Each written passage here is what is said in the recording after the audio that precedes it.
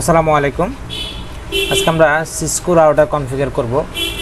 তো Cisco router configure করার জন্য আমরা যে সফটওয়্যারটা ইউজ করি সেই সফটওয়্যারটা হলো সিসকো প্যাকেট টিচার। এই সিসকো প্যাকেট টিচারের মাধ্যমে আমরা সিসকো রাউটার কীভাবে কনফিগার করা হয় কমান্ড বাই কমান্ড আমরা সেই বিষয়গুলো জানবো। চলুন তাহলে আলোচনা শুরু করি।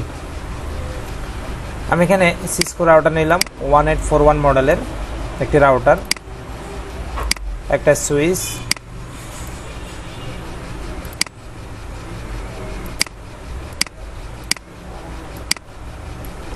দুইটা পিসি।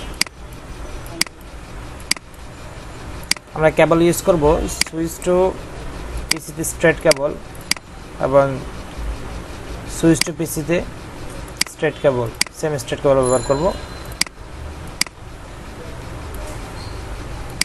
আমরা রাউটারের সাথে আরেকটা পিসি আমরা অ্যাড করে নেব। আমরা দুটি নেটওয়ার্ক ব্যবহার করব।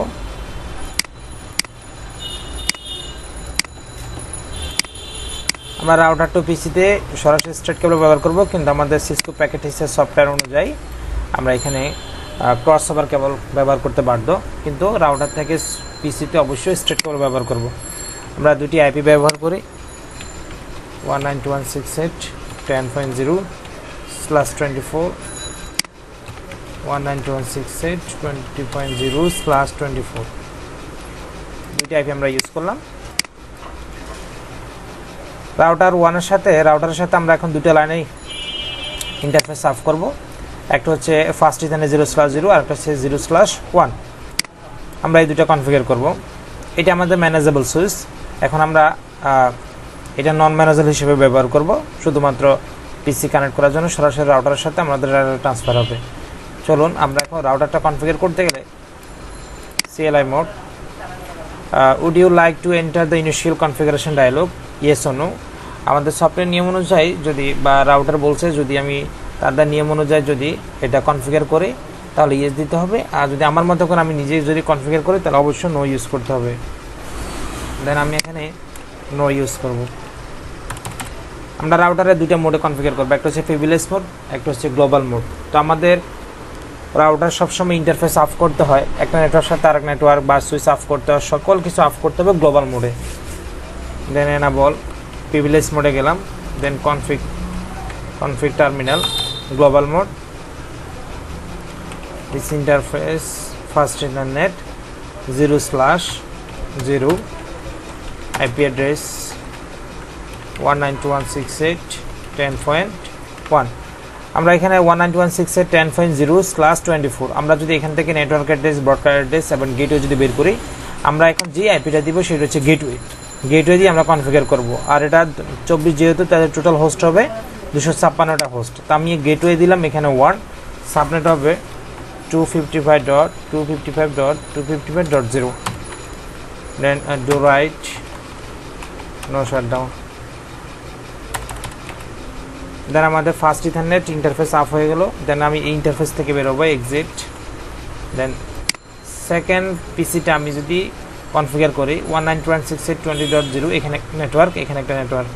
দেন আমি যদি এটা ইন্টারফেস করি আবার গ্লোবাল মোড থেকে interface first ethernet 0/1, enter IP address 192.168.20.0/, আমরা এখানেও গেটওয়ে 1 দেব, space 255.255.255.0, do write, no shutdown. Then exit দিয়ে বের হলাম। আমরা দুইটা একই রাউটারের সাথে দুটো ইন্টারফেস অফ করে নিলাম। এখন আমরা পিসিতে আইপি অ্যাড্রেস বসাই। এই ইন্টারফেসে আমাদের নেটওয়ার্ক হচ্ছে 192.168.10.0, তাহলে আমাদের গেট হচ্ছে 1। আমরা প্রথম পিসিতে কানেক্ট করব, ডেস্কটপ, আইপি কনফিগারেশন। দেন এখানে ডিসিপি ওর স্ট্যাটিক থাকবে, যদি আমরা ম্যানুয়াল কনফিগার করব অবশ্যই স্ট্যাটিকভাবে ব্যবহার করতে হবে। ফার্স্ট ইথারনেট 0/0, তাহলে 192.168.10.2, যদি আমি 1 গেটের জন্য ব্যবহার করছি তাহলে অবশ্যই 1 ইউজ করতে পারবো না, 1কে আমি গেট হিসেবে তাহলে 2 থেকে শুরু করব। দেন সাবনেট হবে 255.255.255.0, ডিফল্ট গেট হবে 192.168.10.1, যে গেটওয়ে দিয়ে আমরা রাউটার কনফিগার করছিলাম সেই গেটওয়েটা হবে 10.1।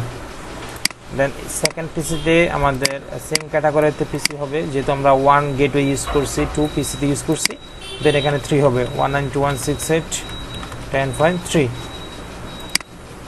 ওকে, গেটওয়ে হবে 192.168.10.1, ইটস ওকে।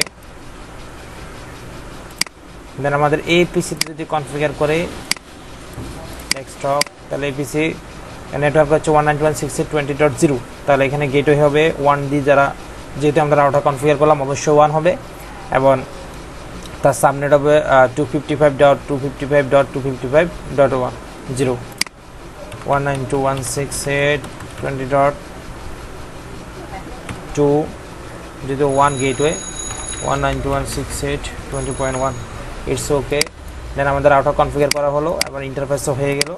এবার আমরা ডাটা ট্রান্সফার করে দেখব, অথবা আমরা পিং করে দেখব এই পিসি থেকে এই পিসি ডাটাটা পাই কিনা। আমরা পিং করে দেখি, পিং 192.168.10.2, ওকে, ইটস ওকে। আমাদের রাউটার কনফিগার করা হয়ে গেল। দেন আমি যদি এই সেম অপরজিট রাউটার যদি পিং করে দেখি 192.168.20.1 গেটওয়ে যদি আমি পিং করে, ইটস ওকে, আমাদের রাউটার কনফিগার শেষ।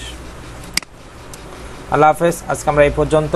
নেক্সট ক্লাসে ইনশাআল্লাহ আমরা বিভিন্ন ধরনের স্ট্যাটিক, ডিফল্ট এবং আমাদের রাউটার যে 3 প্রকার স্ট্যাটিক, ডিফল্ট এবং ডাইনামিক রাউটিংগুলো আছে, আমরা ধীরে ধীরে সবগুলো কনফিগার করব। তো যারা আমার ইউটিউব চ্যানেলে নতুন, তারা অবশ্যই আমার চ্যানেলটাকে সাবস্ক্রাইব করে রাখবেন, এবং ভিডিওটি কেমন লাগলো অবশ্যই লাইক কমেন্ট করে জানাবেন। ধন্যবাদ সবাইকে। আসসালামু আলাইকুম।